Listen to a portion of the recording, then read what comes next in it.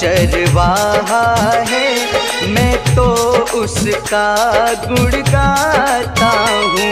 यीशु मेरा चरवाहा है, मैं तो उसका गुण गाता हूँ। मैं हूँ उसका एक भेड़ यहाँ, मैं हूँ उसका एक भेड़ यहाँ, उसके पीछे मैं जाता हूँ।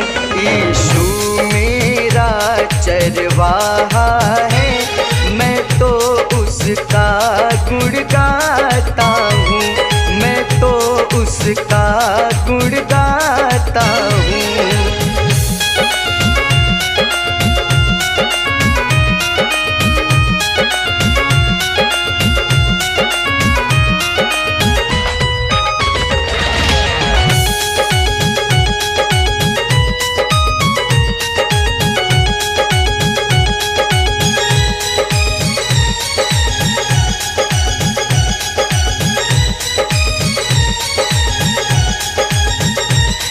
जैसे पंछी अपने बच्चों को पंखों तले छिपाती हैं,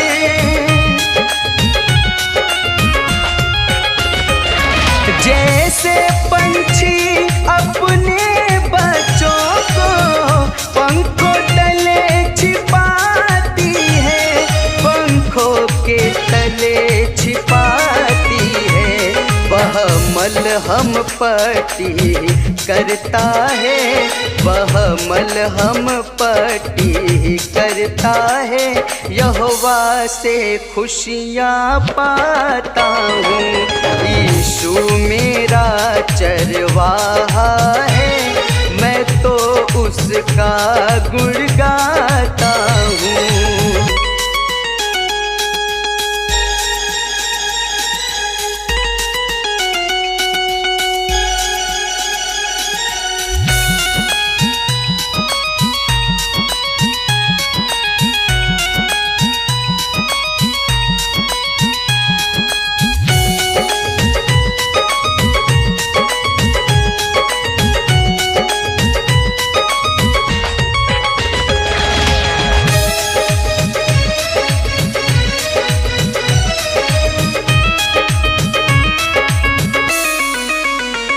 यीशु राजा मुक्ति दाता, चरगाह से मुझे चराता है।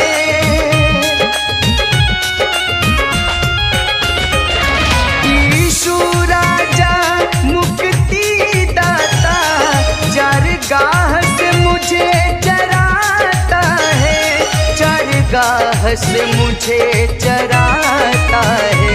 वह आगे आगे चलता है, वह आगे आगे चलता है, मैं तो जीवन को पाता हूँ। यीशु मेरा चरवाहा है, मैं तो उसका गुण गाता हूँ।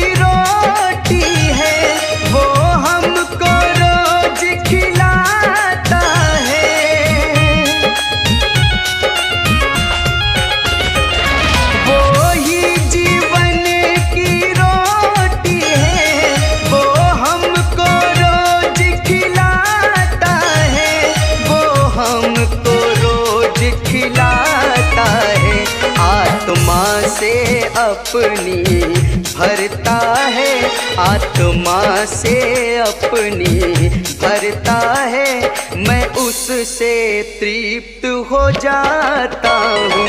यीशु मेरा चरवाहा